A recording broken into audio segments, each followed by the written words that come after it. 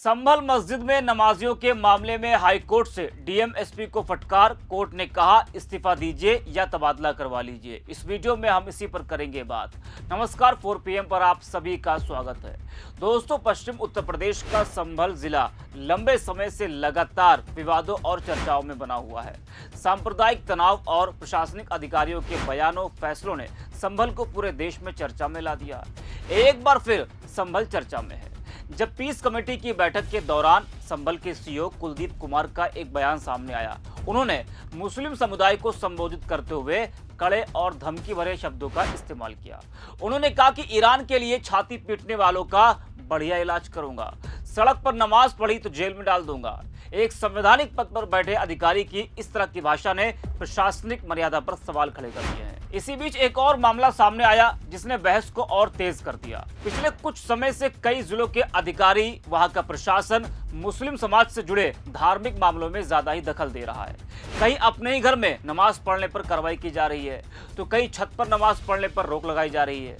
यहाँ तक कि मस्जिदों में नमाजियों की संख्या को लेकर भी आपत्ति जताई जा रही है। इन फैसलों के खिलाफ कई लोग अदालत का रुख कर रहे हैं और उन्हें न्यायपालिका से राहत भी मिल रही है। पहले बरेली में खाली घर में नमाज पढ़ने के मामले में हाईकोर्ट ने डीएम एसएसपी को फटकार लगाई और उन्हें 23 मार्च को पेश होने के लिए कहा।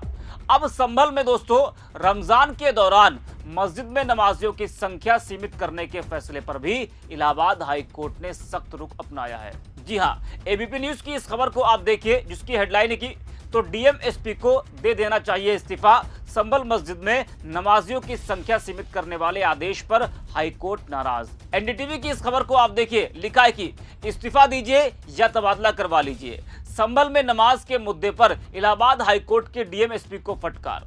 जी हाँ, डीएम एसपी को इलाहाबाद हाईकोर्ट से फटकार लगी है।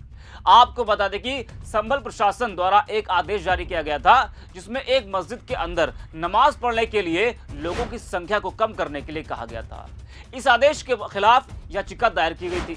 अब कोर्ट ने प्रशासन के उस आदेश को रद्द कर दिया।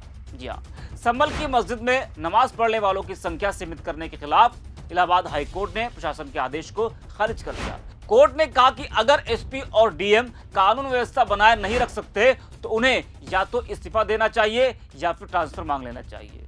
कोर्ट ने आगे कहा कि अगर लोकल अथॉरिटी यानी एसपी और डीएम को लगता है कि कानून व्यवस्था की स्थिति पैदा हो सकती है जिसकी वजह से वे जगह के अंदर नमाज पढ़ने वालों की संख्या सीमित करना चाहते हैं, या अगर उन्हें लगता है कि वे कानून का राज लागू करने में काबिल नहीं है तो उन्हें या तो अपने पद से इस्तीफा दे देना चाहिए या संभल से बाहर ट्रांसफर मांग लेना चाहिए। आज सत्ता की आंखों में आंख डालकर पत्रकारिता करना मुश्किल हो गया है।